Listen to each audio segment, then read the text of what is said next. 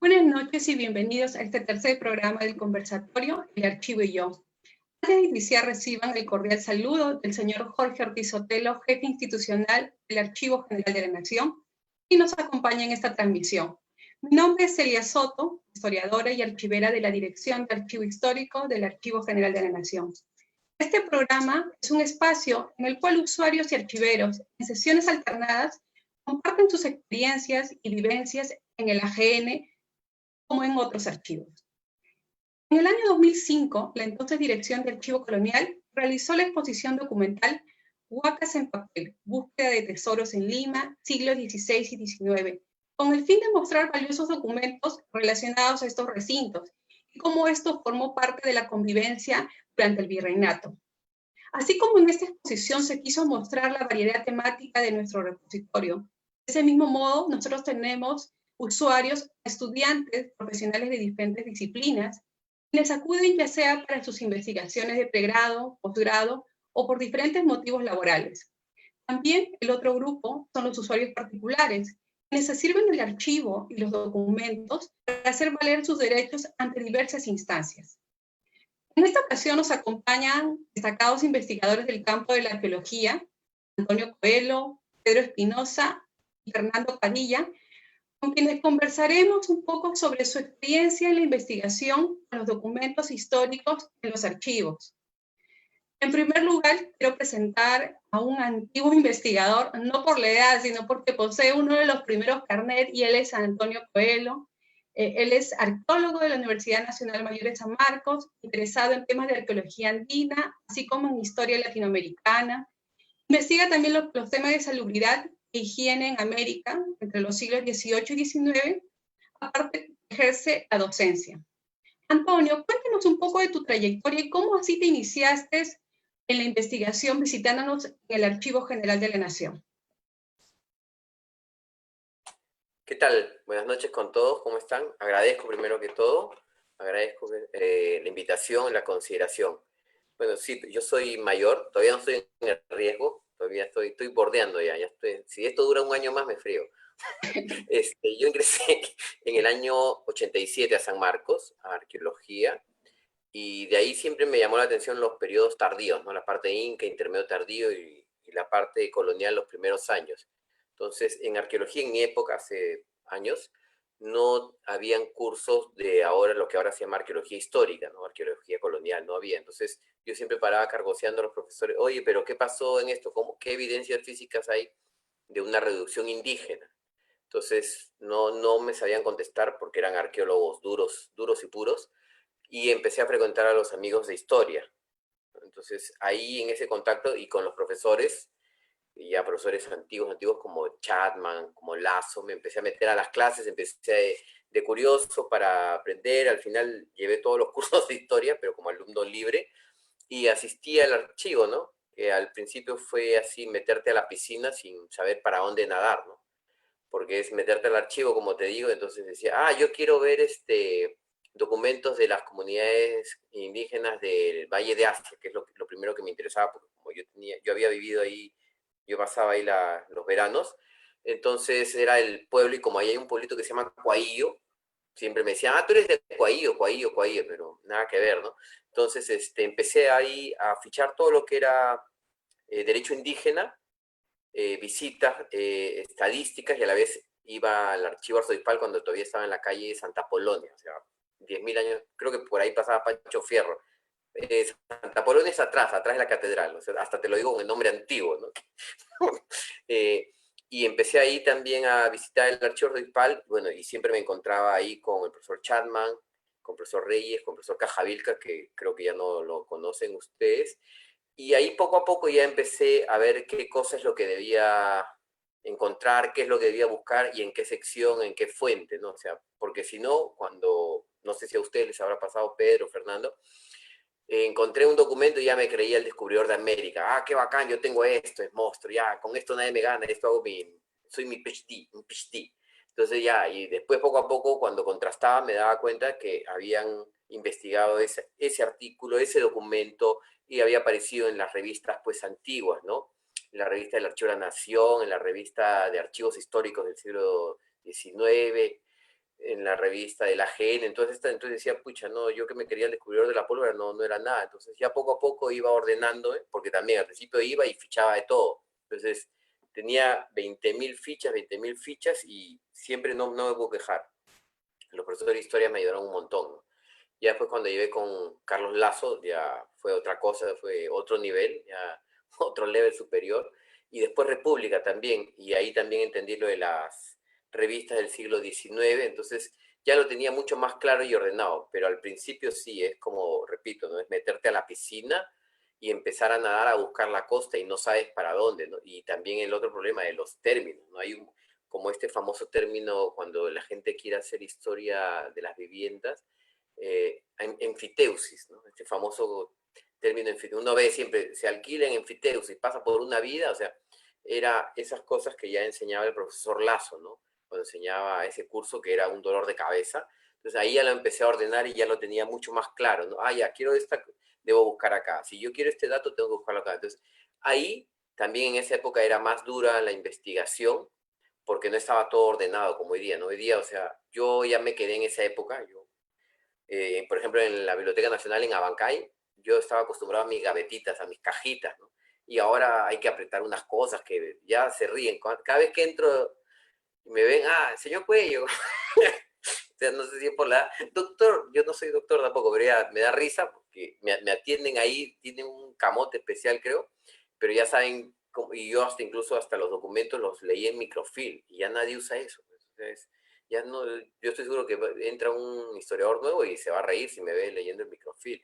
Entonces, ahora sé que hay muchas mayores ventajas, es mucho más fácil desde tu casa, cosas que a mí me cuestan. Yo estoy en otra época. O sea, pero mi experiencia fue esa. Ya después en otros archivos que he ingresado, el de Huancavelica, que llegamos a publicar un catálogo de Huancavelica, ese archivo sí está dormido en el tiempo. El pobre sí se ha quedado ahí, y lo tienen dentro del local de Huancavelica del Cultura, del Ministerio de Agricultura. Entonces ahí sí se ha estancado el tiempo. Entonces ahí no hay ninguna tecnología, nada. Nosotros escaneamos los documentos, lo entregamos en un CD, en un disco duro y en un CD, y la gente no, o sea, no sabe ni lo que tiene porque encima no van, porque ese archivo de Huancavelica ha dado vueltas por todo sitio.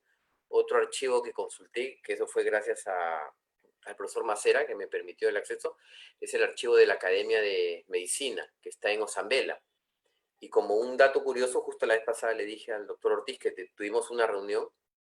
Dentro de la Casa Osambela está el archivo de la Academia de Historia, la Academia de Medicina, la Academia del Folclore, todas las academias tienen un local ahí. Y dentro de la Academia de Medicina está el archivo de Casimiro Ulloa, que es espectacular, todo el siglo XIX, y también hay documentos que dicen con lápiz Archivo de la Nación. En algún momento, no sé cuándo, llegaron documentos del Archivo de la Nación allí, y están allí.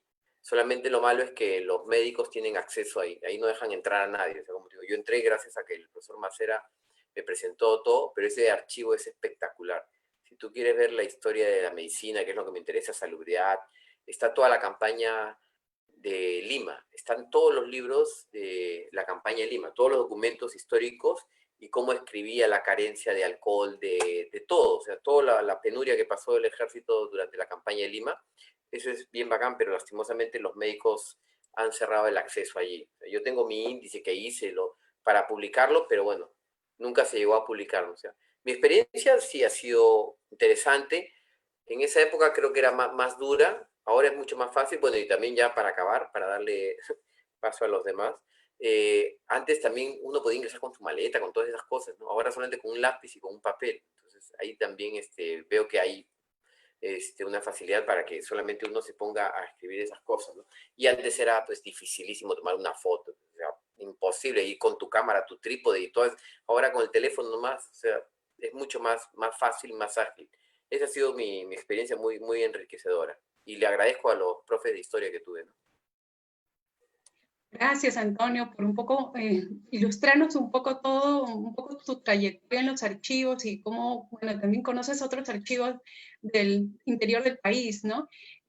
Yo quería tomar un poco lo que tú mencionabas, ¿no? Qué importante es, por ejemplo, conocer qué se ha escrito ya, qué cosa ya está publicado, ya sea en libros, en revistas. Ahora, por ejemplo, tenemos la facilidad hay revistas en PDF como podemos descargar, ¿no? Entonces, y de repente podemos volver a ver el mismo documento, pero le podemos hacer otra lectura, ¿no? Desde otro punto de vista, ¿no? Ahora quisiera conversar un poco con Pedro, Pedro, para que nos cuente un poco de su experiencia. Bueno, les quiero contar un poco sobre Pedro. Él es arqueólogo, gestor cultural y escritor. Desde hace 19 años se ha desempeñado en los campos de la investigación arqueológica, la arqueología de impacto, la conservación y restauración, museística y la gestión del patrimonio arqueológico. Ha publicado diversos estudios y participado como ponente en eventos nacionales e internacionales y también ha sido docente universitario. Desde el 2018 dirige el proceso de puesta en valor y recuperación que el Ministerio de Cultura realiza en el complejo arqueológico Mateo Salado. Bueno, sin más preámbulos, Pedro, cuéntame un poco cómo así llegaste a los archivos, cuál ha sido tu experiencia. Buenas noches y gracias por la invitación. A ver, como en el caso de Toño, pues todo empieza con el contacto que tenemos con los historiadores a nivel de la universidad, ¿no? En pregrado. Me recuerdo que uno de mis primeros contactos que tuve de alguna manera cuando yo era cachimbo y era con las fuentes históricas, pero las clásicas, no digamos crónicas, es cuando escuchaba decir a cierto profesor que en el antiguo Perú habían cuyes de 8 kilos, ¿no? Decía, cuyes de 8 kilos. Y después, y que cuando había batallas entre españoles e indígenas, las indígenas en realidad lloraban por los españoles y no por los indios. Cosas así que nos sacaban un poco de cuadro. ¿No? Entonces nosotros queríamos ir un poco más allá, porque curiosamente un poco, quizás por ciertos prejuicios, cuando uno entra allí a San Marcos, o cuando entramos en San Marcos, estoy hablando de los años 90, estábamos en un aula donde hacíamos estudios conjuntos, distintas carreras de ciencias sociales, ¿no? Arqueología, historia, antropología, sociología, y había muchas veces como ciertos prejuicios entre nosotros mismos, ¿no? Como cierto distanciamiento incluso entre los historiadores y los arqueólogos bajo ciertas circunstancias. Por eso también es lo que te dice Toño, que la cuestión de arqueología histórica pues era una rareza absoluta, ¿no? Parece que ya existía cierta tendencia dentro de la historia a consultar tanto fuentes escritas como fuentes arqueológicas en la medida de lo posible, pero bueno, en nuestro tiempo no era mucho así. Y fue en ese transcurso donde yo paso por el pregrado y casi no tengo ningún tipo de contacto con fuentes documentarias, salvo lo que decían los profesores y que uno de antemano lo aceptaba tal cual. Es cuando yo entro a hacer una maestría. Yo llevé una maestría de Ciencias de la Religión, o Historia de las Religiones también, como se le denomina, cuando sí, por el tema que yo empiezo a tratar, que era ver cómo era el desarrollo de la religiosidad de un pueblo de la Sierra de Lima a través del tiempo, es que me acerco a las fuentes documentarias, ¿no? Y para eso yo tenía que hacer un proceso que implicaba empezar desde cero, ¿no? Entonces empecé a seguir cursos de paleografía. Recuerdo que en el Instituto Ribagüero seguía cursos de paleografía con, ay, se me fue el nombre, la profesora Ada, ¿no? Entonces, pues, para mí, pues, lógicamente fue un trauma, ¿no? O sea, porque empezábamos, sí, con los documentos más antiguos, pero cuando pasábamos, por ejemplo, a documentos del siglo XVI, ya era, yo, para mí estaba viendo, pues, una mezcla de, qué sé yo, pues, jeroglíficos con arameo y una mezcla de chino-japonés de lo más antiguo con, ¿no? que dio origen al confucianismo, ¿no? Una cosa así, o sea, estaba perdido, o sea, también de ahí veía ciertas limitaciones ya personales, creo, un poco para acercarme a los documentos, ¿no? Sobre todo cuando eran documentos administrativos, esa es una cosa espantosa. Los documentos administrativos que tenían cifras, que tenían un montón de abreviaturas, era una cosa terrible, ¿no? Y yo en realidad estaba pues yendo para tratar de beberme de cosas mucho más que tenían que ver con los expedientes de extirpación de idolatrías, ¿no? Con ese tipo de procesos, pero no precisamente con cuestiones que tienen que ver con todas estas cuestiones administrativas y las medidas, los tomíes, para mí era terrible, ¿no? Entonces sí, reconozco que fue una experiencia dura, hasta que ya más o menos me embebí para manejar ciertos documentos que era de las épocas o de los siglos, perdón, que yo más o menos tenía que tratar dentro de mi tesis, que era básicamente el siglo XVII y XVIII, ¿no? Tenía que ver yo documentos del siglo XVII y XVIII, y ahí nuevamente me pasó una cosa muy parecida a lo que te estaba diciendo Toño hace un momento. O sea, estaba yo viendo documentos que supuestamente yo pensaba que eran muy buenos y que estaba descubriendo efectivamente la pólvora, como él dice yo, ¿no? Pero cuando tú hacías la investigación bibliográfica, veías que alguien lo había tratado por aquí, alguien lo había tratado por todos lados, lo había tratado de alguna manera, ¿no? Pero aún así, sí encontré algunos documentos que no habían sido revisados, y a la vez, al volver a revisar los documentos que sí habían sido publicados por determinados investigadores, como tú dices, sí encontré nuevas lecturas, ¿no? Porque obviamente no todos enfocamos los documentos de la misma manera, aun cuando estemos tratando los mismos temas, ¿no? Había investigadores que también habían tratado justamente extirpación de idolatrías y habían revisado los mismos expedientes que yo, enfocándose en idolatrías, que era el tema que yo también estaba viendo, pero veíamos obviamente cosas diferentes, ¿no? Como mi tesis combinaba fuentes arqueológicas con fuentes históricas con fuentes históricas y fuentes etnográficas, eso me permitió, por ejemplo, encontrar nuevas cosas, por decirlo así, o nuevos elementos a investigar dentro de la documentación histórica. Para empezar, pude corregir ciertas toponimias que estaban en algunas publicaciones que ya habían tratado los documentos que yo estaba revisando, ¿no? Y que habían sido errores también de transcripción. Y que, bueno, si solamente me hubiera ceñido, por ejemplo, a la fuente secundaria, es decir, el artículo, no hubiera seguido la toponimia como debía ser, pero la pude corregir tanto viendo la fuente primaria, que era el documento, como fuentes etnográficas, ¿no? Había ciertos lugares que todavía eran perfectamente conocidos en Maray, que es el pueblo de la Sierra de Lima y donde yo realicé la tesis, ¿no? Entonces, eso fue algo bastante positivo. Luego, como yo estaba viendo lo que eran rituales que desde épocas prehispánicas de alguna forma habían persistido hasta épocas muy recientes, a algunas se podía ver también cuáles podían haber sido las exageraciones que estaban dentro del proceso de extirpación de idolatrías, ¿no? Porque obviamente, como todos sabemos, al ser procesos judiciales, pues siempre hay testimonios que no son plenamente creíbles, ¿no? Testimonios que son en contra del indígena, a favor de determinados grupos de poder, etc. Entonces, eso se puede ver muy bien cuando uno hace este entrecruzamiento de fuentes de distintas épocas, y entonces uno sabe que determinados rituales, por ejemplo, sí tienen un sustento porque tú los puedes rastrear desde épocas prehispánicas, ¿no? Pero otros, por ejemplo, yo recuerdo haber leído un documento de 1724 que hablaba hasta de canibalismo y cosas por el estilo. Se le acusaba a un anciano local de la zona de Maray de haber sido un poco más un anticristo, una suerte así tremenda, ¿no? Pero tú cuando haces este intercruzamiento de información del caso, puedes ver exclusivamente, puedes ver bien qué es creíble y qué no, ¿no? Y hay algunos aspectos de la acusación que hubo contra él que definitivamente tenían que ver con todo este esquema mental que tenían los inquisidores, pero basado absolutamente, pero lo que tenían los escritores, pero basado en la Inquisición, ¿no? En la Inquisición y en los modelos españoles y europeos de cómo se tenía que hacer estos procesos, detectar a las brujas, castigarlas, etc. Era tal y cual copiado. Pero había algunas cosas que sí tú podías detectar que efectivamente eran más autóctonas, ¿no? Por decirlo así. Entonces eso fue muy positivo para mí. Me abrió mucho el campo de estudio para mi tesis, el poder llegar de esa manera a las fuentes documentarias.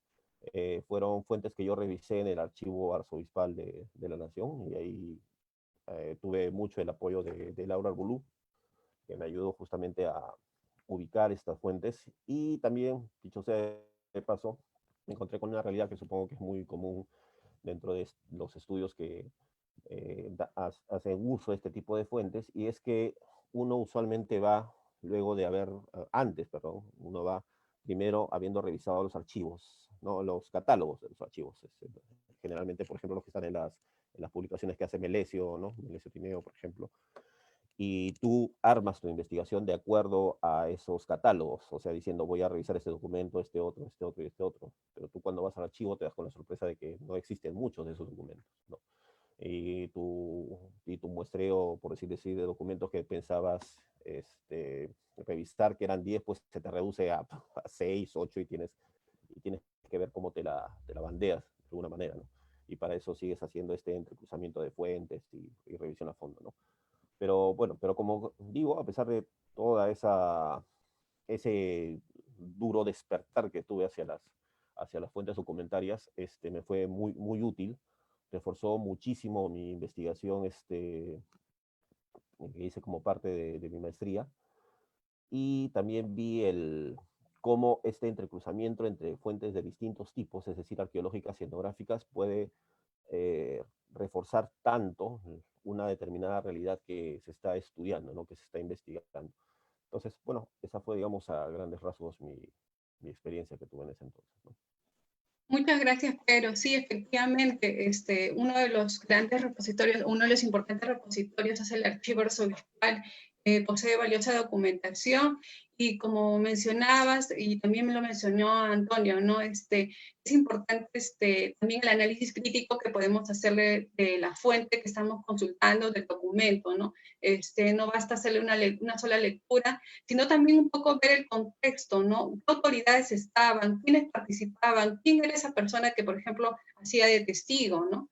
Y bueno, así como es el archivo arzobispal, también hay otros archivos que contienen valiosa documentación, y para ello quiero invitar a Fernando para que nos comente un poco, bueno, su experiencia. Él no ha visitado nuestro archivo, pero sí ha estado en diferentes archivos, y recoge valiosa documentación. Últimos ha sustentado su tesis justo de la figura parlamentaria de Julio Cepello.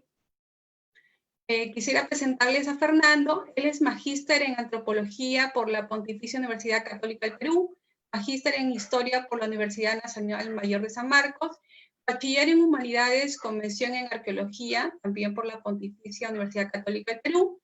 Tiene experiencia profesional y de investigación en los rubros de arqueología documental, historia política y social, etnografía, intervención comunitaria y museografía colaborativa. Fernando, cuéntanos un poco cómo llegaste así a los archivos. Buenas noches con todos.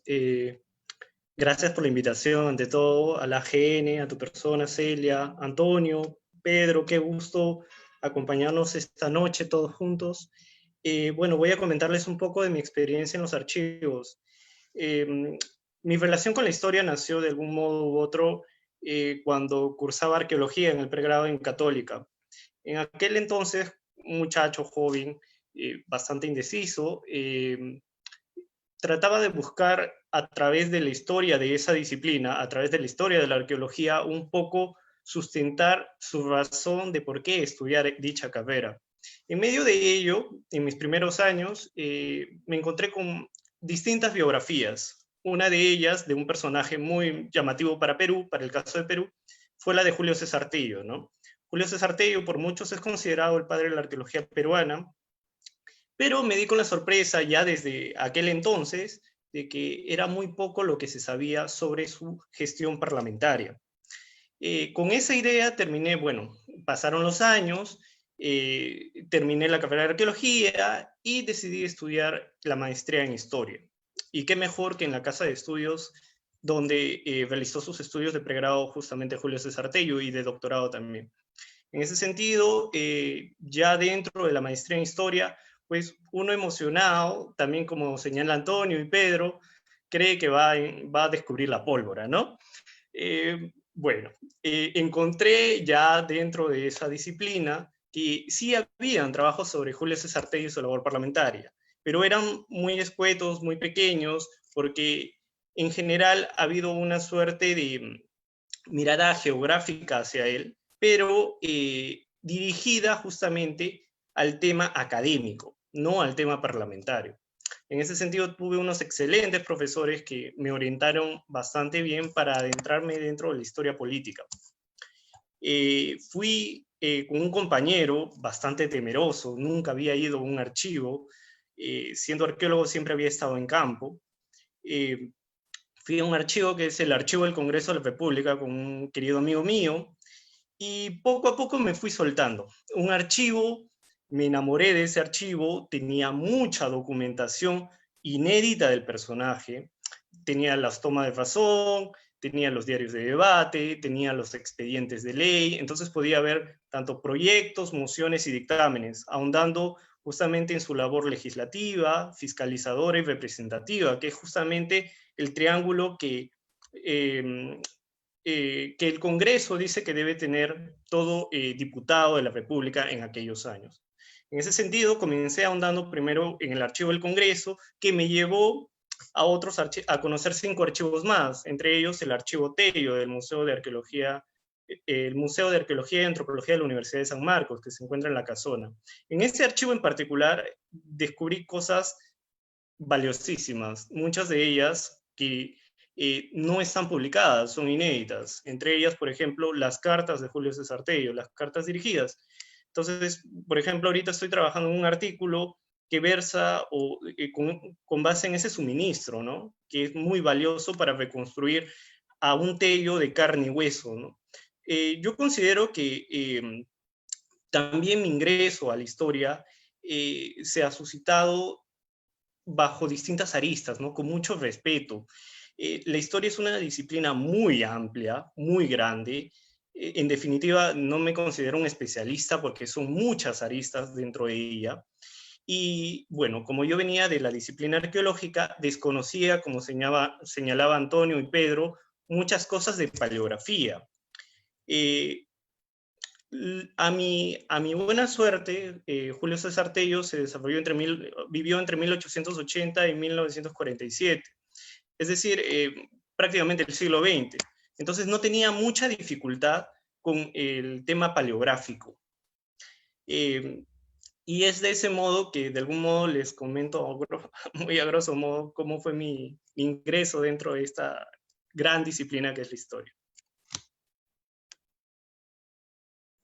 Muchas gracias, Fernando. Bueno, sí, efectivamente, tu trabajo de Tello de repente es otra faceta que no conocemos. Bueno, los que, por ejemplo, trabajan en museo, los que se dedican al mundo de la museística, conocen pues a Tello, que jugó un papel muy importante para lo que es la creación del Museo Nacional, ¿no? Y cómo estuvo relacionado en los primeros museos a esta recolección de los objetos arqueológicos y qué también inconveniente tienen ahora actualmente la documentación, por ejemplo, esos sitios donde se ha hecho excavaciones y si no está acompañado de, por ejemplo, la documentación apropiada, a veces podemos desconocer de dónde vienen o cuándo fueron hechos, si hay informes, oficios, por qué se formó tal comisión o tal, ¿no?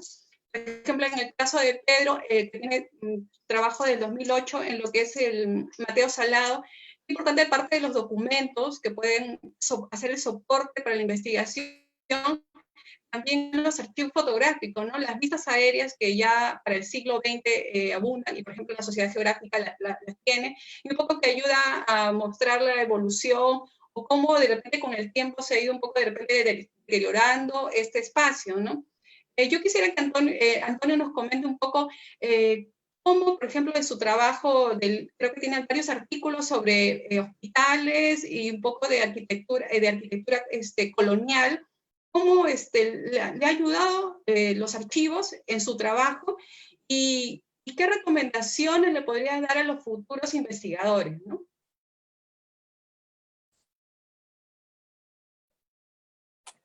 Bueno, gracias. Gracias. En mi caso,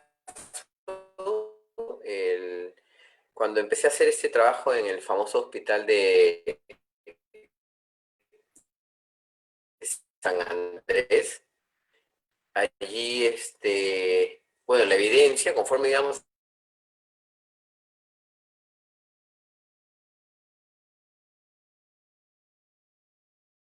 pero ¿qué tiene que ver un piso de betún de brea acá en San Andrés? Entonces empecé a acudir al archivo histórico de San Fernando, el que está en la Avenida Grau. Ahí es Escuela de Medicina, desde el siglo XVI. Están los cuadernos de clases, está parte de los libros de Casimiro Ulloa y todos los libros de medicina del siglo XVI, XVII, XVIII y XIX. Las cosas viejas las van metiendo ahí, ¿no? Como cualquier concepto que tiene una persona que no es entendida en la historia, en la archivística. Entonces, papeles viejos, libros viejos, ¡juan!, los meten allí. Y los médicos no estudian, cuando son estudiantes de medicina, no estudian historia, es algo muy, muy general. Entonces ya ellos se dedican a hacer historia de la medicina cuando ya son viejitos, ¿no? Cuando ya se jubilan, tú vas a la Academia de Medicina, todos los viejitos nonagenarios ahí, todos ellos están ahí, son jurisconsultos, son letrados, son lo máximo. Pero cuando son estudiantes nunca lo hacen. Entonces ahí empecé a buscar documentación, por qué era ese papel, todo, hasta que empecé a encontrar que ese papel en el ese material en el siglo XIX, según los médicos, creían que prevenía las enfermedades y era un piso higiénico, era la brea. Entonces se compraron todos esos pisos para el Hospital 2 de Mayo, para el Hospital San Andrés, Santa Ana, y se colocaron. Entonces ahí fue de vital importancia este documento, cómo afianzó y cómo me consolidó el conocimiento que tenía sobre lo arqueológico, porque nunca lo iba a hacer, nunca lo iba a hacer, ¿no? Eso fue puntual. El archivo de medicina de San Fernando es espectacular, o sea, es espectacular. Lo mismo es en el archivo de la Sociedad de Beneficencia, porque recordemos que también que la beneficencia era el encargado de velar por la salud. Entonces ahí están todas las cosas relacionadas a hospitales. Lo mismo era la Municipalidad de Lima, que también veía otro rubro. Otro archivo que también, pero no está completamente con ustedes, Celia, con el AGN, es el de Fomento, que esa es una beta que todo el mundo se muere por consultar, ¿no? El Ministerio de Fomento es famosísimo porque era el archivo que permitía construir, ¿no? Y es el que se empieza a hacer el saneamiento físico legal de toda la ciudad de Lima. Ese archivo está, por ejemplo, en el MTC. Pero Ministerio de Fomento y Obras Públicas se llamaba. Es muy pocas las personas que acceden. Sí, Ministerio de Obras Públicas y Fomento. Incluso ese ministerio tenía la sección de salubridad, que es la que yo siempre he estado buscando. Tenía la sección de carreteras, viviendas, edificación, y la famosa, que tú lo debes saber mejor que yo, Fernando, de asuntos indígenas. Esa dirección de asuntos indígenas es vital para entender todo el mundo andino. Entonces, fue obra de Leguía y ahí está toda esa documentación, pero ese archivo está cerrado, es bien difícil entrar. Yo que trabajo en el MTC, cuando he ido, ya me identifico con mi mostrocheque. Ah, sí, tú, ustedes acá, ¿no? ¿Y qué quiere? ¿Y qué hace? ¿Y para qué? ¿Y por qué? O sea, y la persona que atiende, lastimosamente, es el castigo, ¿no? ¿Y usted qué hace acá? ¿Es historiador? No, yo estoy acá. O sea, es el típico concepto errado que tiene la gente del archivo, ¿no? Sí, pues yo me voy al archivo de castigo, ¿no? Es como irte a la esquina del salón, era el castigo. O sea, esos archivos son muy importantes para toda esta investigación. Quieres hacer salubridad, higiene y otros temas, ¿no? Crecimiento urbano de Lima, ahí está, en la beneficencia también. Esto es sumamente importante. Eso es lo que podrían decirles en este caso. Bueno, y bueno, ¿qué le recomendarías tú que eres docente, un poco pues a los futuros arqueólogos que se están formando, un poco hay que aventarlos a los documentos del siglo XVI o no? Porque, bueno, sé que pues, estuve revisando, estuve investigando un poco la malla curricular de San Marcos, de la carrera de arqueología y también de la católica, y he visto que, por ejemplo, no tienen un curso ni electivo en paleografía, entonces creo que por ahí es también un problema de acercarse a las fuentes, fuentes primarias. También lo otro que también mencionaste era el tema de que uno entra al archivo. La biblioteca de repente es un poquito más fácil adentrarnos, ¿no? Pero el archivo es terreno desconocido, terreno así que, y si no está organizado es aún peor, ¿no? Porque nosotros no nos enseñan, por ejemplo, quieres revisar sobre alguna comunidad o tal cosa, tienes que ver A, B, C, ¿no? O sea, a veces, no sé, nos ha pasado alguna anécdota un poco con cautela, vamos y preguntamos a la persona que está en sala, de repente nos quiere decir o no, como tú dices, ¿no? De repente no es una persona que está preparada o no conoce los fondos, ¿no? No sé, Antonio, ¿qué puedes, qué puedes decir bueno, al público que también nos está acompañando, ¿no? En esta sesión?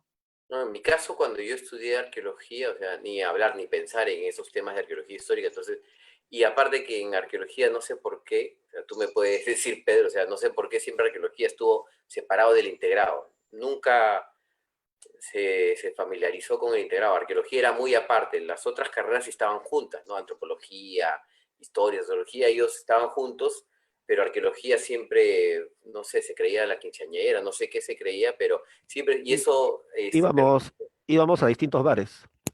Ah, era, o sea, completamente distinto, o sea, los arqueólogos iban a otro sitio, todo, y miraban por encima, ¿no? O sea, eso creo que ha perjudicado. Ahora yo sé que lo llevan como lectivo o se van a la carrera de historia a llevar el curso específico, eso sí perjudica enormemente. Y ahora que la gente ya está investigando otros periodos, o sea, y tiene que contrastar, ¿no? La fuente escrita original de la fuente material, eso sí es de vital importancia, ¿no? Entonces sí yo recomendaría que lleven cursos de paleografía y además también de instituciones, ¿no? Coloniales, porque a veces dice, ya, mira, acá tengo una reducción, un pueblo indígena. ¿Y qué es una reducción? Y eso también pasa en el Ministerio de Cultura, o sea, bueno,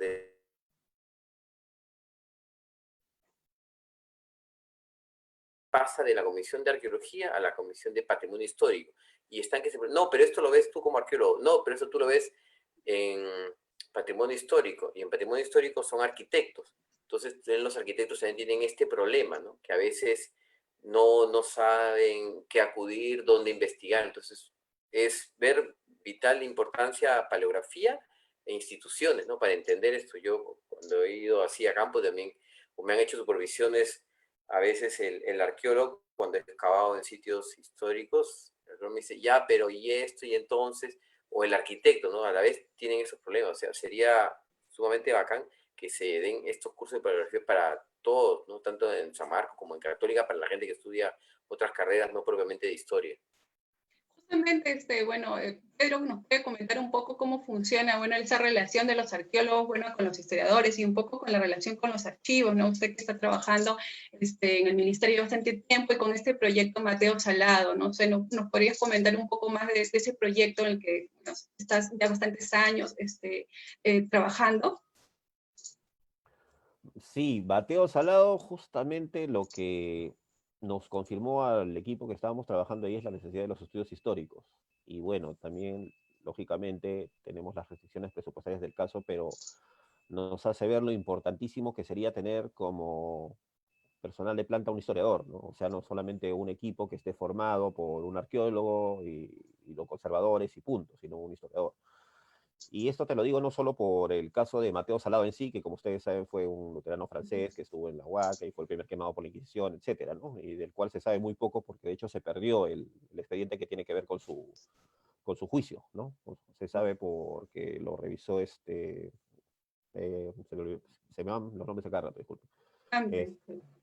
no, también Toribio Medina, Ah, ¿no? Toribio Toribio Medina, ¿no? Toribio Medina, Medina sí. también, sí.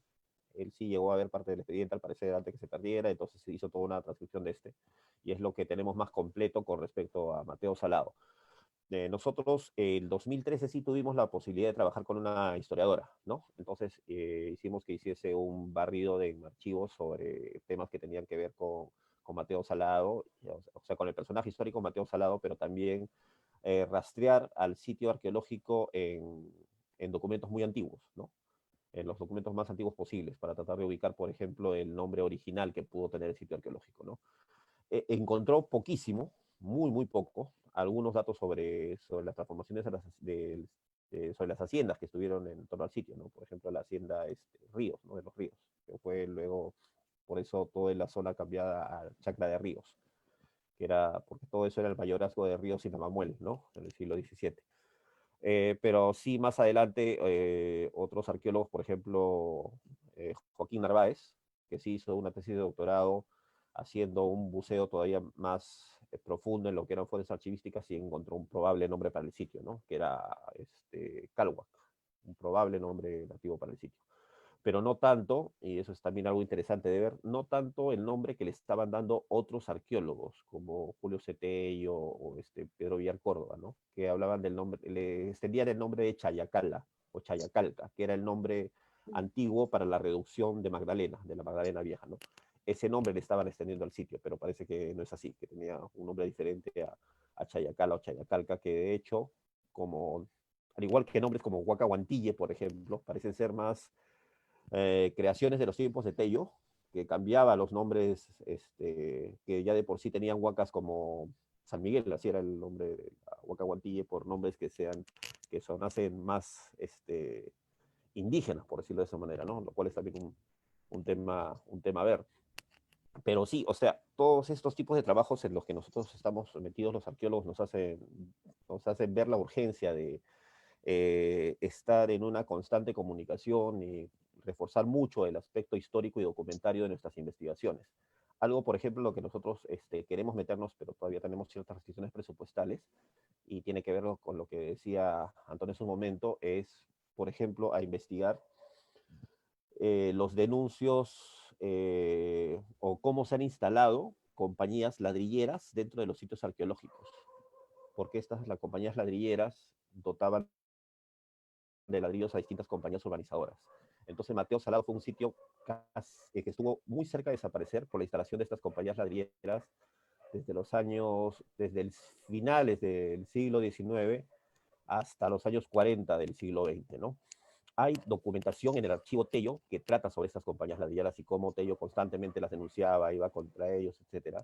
Pero sería mucho más interesante también poder tener más información sobre ellas, y yo supongo que está mucho de ello en el archivo del MTC que comentó Antonio, porque tiene que ver también con lo que es la expansión urbana. Entonces, estas compañías dotaban también a las constructoras de los materiales de ladrillos que se obtenían destruyendo huacas, ¿no? Entonces, toda esa circulación de la destrucción de las huacas, cómo circulaba el material que se iba destruyendo las huacas, es también muy interesante estudiar, ¿no? Nosotros queremos también ver ese tema, cómo se formaron las compañías ladrilleras, por qué se instalaron en determinados sitios sí, en otros no, qué sitios pueden haberse destruido en ese entonces. Entonces, es una beta de investigaciones muy prometedora, y que se puede juntar muy bien con lo que es no precisamente ya arqueología histórica, sino hasta arqueología industrial, ¿no? Nosotros tenemos, por ejemplo, una serie de ladrillos con determinadas siglas, ¿no? y viendo los documentos ya publicados del archivo Tello, entendíamos de qué se trataban las siglas. Era una SL en todas las siglas, ¿no? Decíamos a qué se refiere SL. Entonces, cuando se veían los documentos que ya habían sido publicados del archivo Tello, se refería a la compañía Sambrailo Lavalle, que era la compañía ladrillera que se había instalado en el sitio, ¿no? Y todo eso se puede lograr en base a, como te digo, a que las investigaciones en general puedan incorporar elementos de revisión de fuentes documentarias con mayor intensidad y especialistas, lógicamente, en estas fuentes, ¿no? Ahora, un par de cosas, ¿no? Primero, retomando lo que decía Toño, definitivamente se necesitan a nivel de pregrado cursos que tengan que ver con paleografía, pero también se necesitan cursos que te ayuden en cuanto a la metodología para que tú uses en los archivos, ¿no? No solamente lo que tiene que ver con la paleografía, sino toda la metodología histórica para que un poco uno esté encaminado, ¿no? Como tú decías, o sea, ¿qué hace uno? ¿Cuáles son los primeros archivos que tiene que revisar? ¿Cuáles no? A cómo tiene uno que proceder con distintos archivos, ¿no? Eso también sería algo positivo, ¿no? Y por último, ya yendo un poco dejando volar la imaginación, quizás sea algo para que podamos conversar acá. Fernando hablaba de las cartas de Tello, ¿no? Yo lo que me imaginaba, o, o no sé cuál sería el futuro, por decirlo así, de la archivística cuando desaparezcan las cartas, que también es un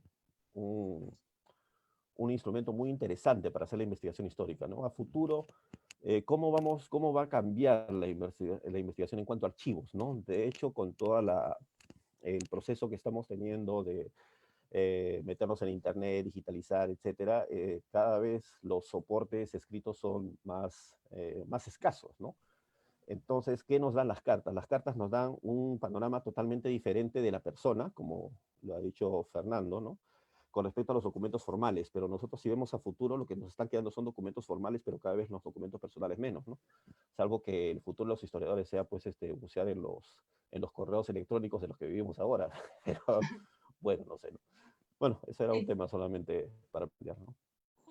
Justo quería darle paso a Fernando para que nos cuente un poco, que él es el especialista un poco en Tello, y tal vez un poco también nos cuenta, me recuerdo que en interno me contó una anécdota que le pasó cuando fue uno de los archivos. Nos gustaría que nos comentes un poco, Fernando, porque has transitado entre arqueología, antropología, historia, y un poco que tienes una visión un poco general ya de estos campos que si bien están muy relacionados y que en realidad el trabajo cotidiano se arman estos equipos, ¿no? Estos equipos multidisciplinarios. Fernando, cuéntanos un poco.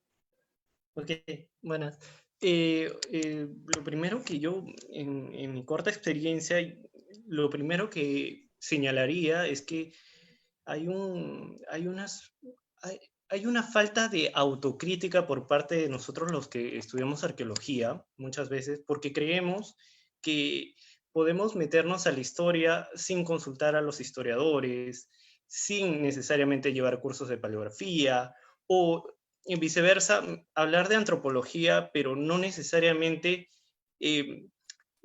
especializarse un poco en los temas comunitarios que ahora se están manejando. El trabajo de Pedro indudablemente rompe el molde con lo que estoy señalando, pero en su mayoría hay una suerte de autosuficiencia de nosotros los que venimos de arqueología, ¿no?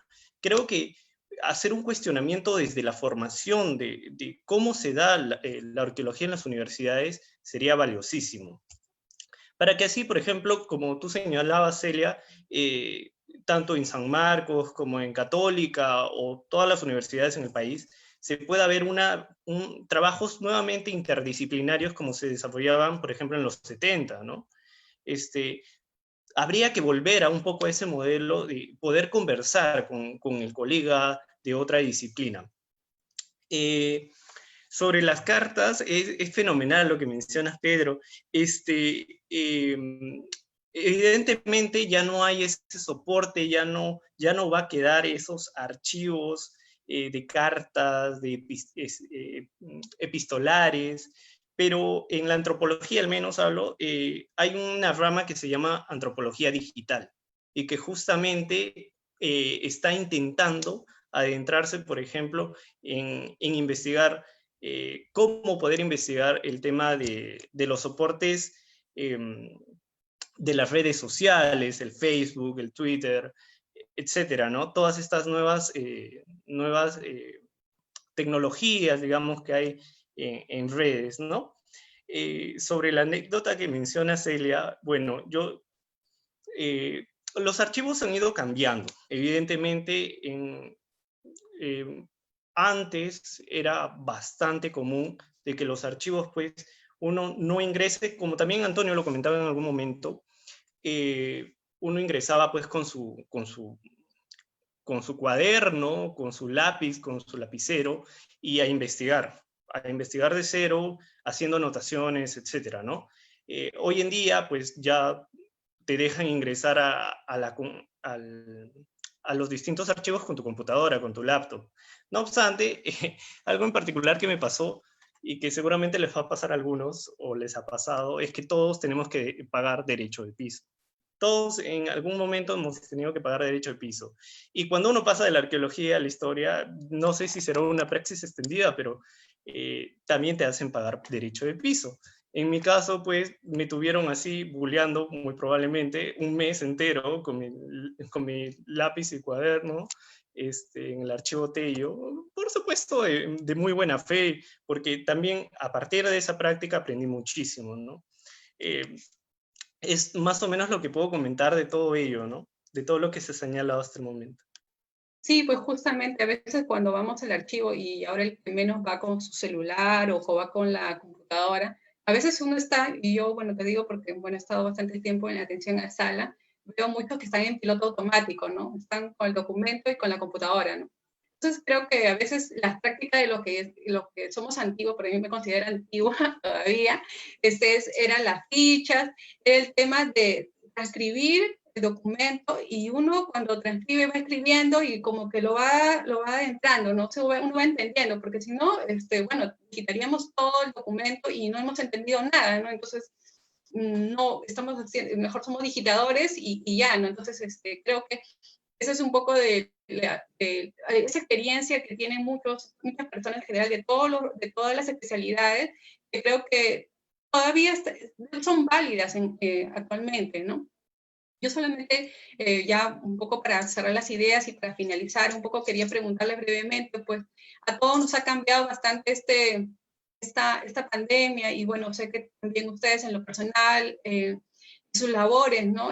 ¿Cómo un poco, cómo ha sido su trabajo? ¿Han dejado un poco de repente investigar o no sé quién me quisiera un poquito comentar algo ya para finalizar este conversatorio? Bueno, yo que soy el mayor, pues hablaré antes. Los mayores primero. Bueno, en mi caso, menos mal tenía bastantes libros que me había traído del año pasado de México, bastantes libros de la UNAM, que me fui justo a un congreso de Historia de la Salubridad y Hospitales de América. Entonces tenía un montón de libros ahí que no los había podido leer porque justo vine ya en diciembre y diciembre uno nunca hace nada. Así que menos mal, ya los leí todos y me han pasado varias páginas web, todo, donde he podido descargar, porque yo tampoco soy de leer en computadora, eso para mí no puedo, me vuelvo loco, me quedo ciego. O sea, yo sé que la gente ahora lo hace, ¿no? Los chicos están acostumbrados, yo no. Entonces, sí, ahora veo que hay un montón de links de otros países, bibliotecas que tú buscas, bueno, y que también a mí me duele buscar eso porque no sé. Y lo que sí he tenido que imprimir, y mi pobre impresora ya colapsó, le dio COVID también creo, porque la pobre ya salió humo. Entonces, me ha sido mucho más fácil, ¿no? Esas cosas que yo nunca las hubiera pensado, o sea, yo cuando ingresé, 87, nada, o sea, como les dije al inicio, habían esas máquinas de microfilm, todas gigantes que parecían perdidos en el espacio. Entonces, ahora sí es mucho más fácil, o sea, es una ventaja tremenda, ¿no? Pero yo hasta veo a mis alumnos que leen sus cosas en el teléfono, o sea, yo estaría ciego a los 2 días, yo no, y sería también bacán que esté todo digitalizado lo que nos contó Fernando, ¿no? O sea, ahí del museo, pero bueno, lastimosamente no se puede, ¿no? Lo mismo pasa con los otros archivos, ¿no? El archivo de la beneficencia, el mismo archivo, por ejemplo, el archivo de San Fernando, lo tiene la señora Sara, que es buena onda, todo, pero por ejemplo, todos los documentos históricos están en un Pioneer. Pues, imagínate los documentos del siglo XIX con huequitos así, colocados. O sea, es una barrabasada esa, ¿no? O sea, tú los ves nomás y te dan ganas de llorar. Y al igual que otros archivos, ¿no? Por ejemplo, en el Ministerio de Cultura, pero no sé si sabes que está el archivo de la Comisión Antigua Técnica de los años 60, 40. O sea, ahí están todas las fotos, todavía fotos en blanco y negro chiquitas, en contacto, que se llamaba, que eran fotos en contacto. Está toda esa documentación. Igual está el archivo Valcárcel. El archivo Valcárcel tiene papeles y tiene un archivo fotográfico alucinante. O sea, todo eso está en el área de patrimonio histórico, pero eso muchas veces la gente no lo sabe. O sea, dentro del ministerio hay un archivo específico, está en el 7º piso, que es el de la Comisión de Monumentos. Y aparte está el archivo Valcárcel, que de fotos es espectacular, porque Valcárcel viajó por todo el Perú y tiene planos, fotos, su documentación, y eso lo estuvo trabajando Raúl Anaque, hace también 20.000 años atrás. O sea, todos esos archivos que lastimosamente no se conocen, o los profesores antiguos no lo mencionaban, ¿no? Como a mí tuve la suerte cuando me enseñó Lazo o Chapman, él iba con su libretita y esa libretita decía, ya te la voy a pasar para que veas. O sea, él había digerido un montón de documentos y esas cosas a veces se pierden, se traspapelan, ¿no? Y lo que sí veo un problema es que a veces cuando entra una dirección nueva en un archivo, hace un inventario y creas nuevas series o subseries. Entonces eso también he visto, ¿no? Por ejemplo, cuando estaba el archivo arzobispal en la calle Santa Polonia, estaba el señor Ormeño y Melesio, el señor Ormeño tenía una clasificación y después cuando entró Laura, o sea, hizo otra clasificación. Entonces los documentos a veces no los puedes encontrar porque se han movido, ¿no? Serie provincias y después apareció series entierros de provincias. Entonces tú ya no sabes si es lo mismo, ¿no? O Beaterios, ¿no? O la serie nueva que hizo Laura era de capillas y Beaterios de Hacienda. O sea, antes eso estaba diseminado en otras cosas. O sea, eso sí es un problema, ¿no? Pero la ventaja es que también ya está todo en Internet, cada vez se va digitalizando y eso es de gran ayuda para todos. Sí, bueno, Fernando, más o menos, bueno, ¿cómo es que este tiempo ha cambiado un poco para ti, bueno, para tu labor que desempeñas, ¿no? Bueno, creo que para todos ha sido bastante complicado, ¿no?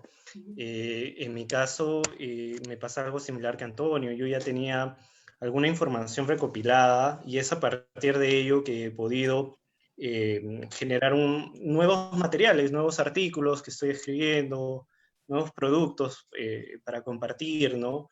Yo espero, el Perú lamentablemente no es un país que todos sus archivos estén digitalizados. Ese es un gran problema, no tener el catálogo de todos. El AGN ha hecho un gran esfuerzo en ese sentido. Sé que tienen los índices completos, por ejemplo. El Instituto Ribagüero también, el archivo del Instituto Ribagüero, una excelente colección que tiene las fotos. Pero si bien es cierto, hay un enorme avance, sé que, por ejemplo, en el Instituto Ribagüero también están preocupados porque están saliendo sus imágenes a distintas zonas y muchas veces no les reconocen el crédito, ¿no? Entonces, es muy bueno el avance, pero hay que tener siempre cuidado y proteger el patrimonio de cada archivo y respetar a los investigadores, estudiantes que me están escuchando, por favor, siempre pongan la cita, la fuente, porque es importante, es el esfuerzo de muchos trabajadores que hay detrás de esto. Sí, bueno, y para finalizar, Pedro, bueno, quisiera que nos comentes un poco ya desde tu labor, ¿no? Mi labor tiene un componente administrativo fuerte, así que nosotros hemos estado en trabajo remoto, pero también en tanto estamos con el libro de Mateo Salado, que es una síntesis de 10 años de investigaciones, me ha obligado a bucear en mis propios archivos, ¿no? Así que también hemos tenido que estar en la medida de lo posible viendo algunas cosas digitales también en cuanto a publicaciones de afuera, que tienen los problemas que dice Antonio, ¿no? O sea, no todo lo consigues, a veces el PDF es complicado de leer, etcétera, ¿no? Aunque ya me estoy más o menos acostumbrando a la lectura de PDF, ¿no? Y eso que ya estoy cerquita a la edad de Toño. Somos casi contemporáneos. Ya, entonces, pero bueno, pero sí, o sea, sí nos hemos reacomodado de acuerdo a estas nuevas circunstancias y rescato algo de lo que decía Toño y es la importancia de los también de los archivos fotográficos, que creo que merecería toda una sesión en todo al respecto, ¿no? Yo he podido revisar justo algunos de los archivos fotográficos que menciona Antonio, y efectivamente son muy valiosos, y también tendríamos que ver la manera de integrarlos a todo un sistema, no solo que la información documentaria también pueda ser integrada a un tipo de manejo, de gestión de los archivos fotográficos, ¿no? Yo creo que sería algo también sumamente valioso y que merecería también toda una sesión aparte, ¿no? Ahí tienen, creo, a nivel del AGN chamba para adelante.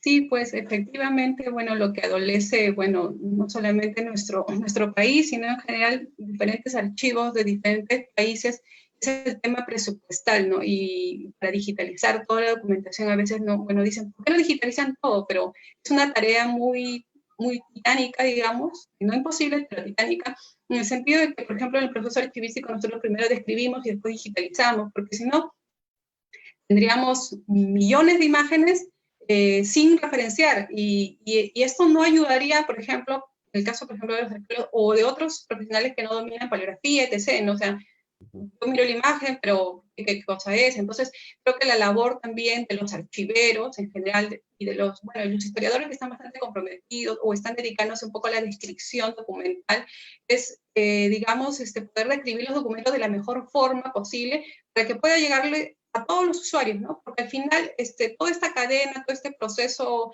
archivístico, el punto final es el servicio, ¿no? Entonces, ¿cómo brindo el servicio? Poniendo a disposición los índices, catálogos, describiendo, digamos, correctamente. Por ejemplo, creo mencionaba que lo leyó en una fuente, decía otro nombre, y cuando él miró el documento decía otro. Entonces, todas estas cosas, bueno, ayudan a que pongan en su parte los trabajadores de los archivos, los archiveros y quienes están a cargo de estas instituciones, ¿no? Bueno, yo quería más o menos, a manera de conclusión, decir, pues, ¿no?, la importancia de este curso, y que ustedes también lo han resaltado, la importancia de estos cursos de repente de fuentes documentales, del curso de paleografía. No sé si de repente no, es un poco difícil porque ya sí a veces la malla es bastante abultada, pero sí de repente como un curso electivo, electivo obligatorio, si se lo puede llamar.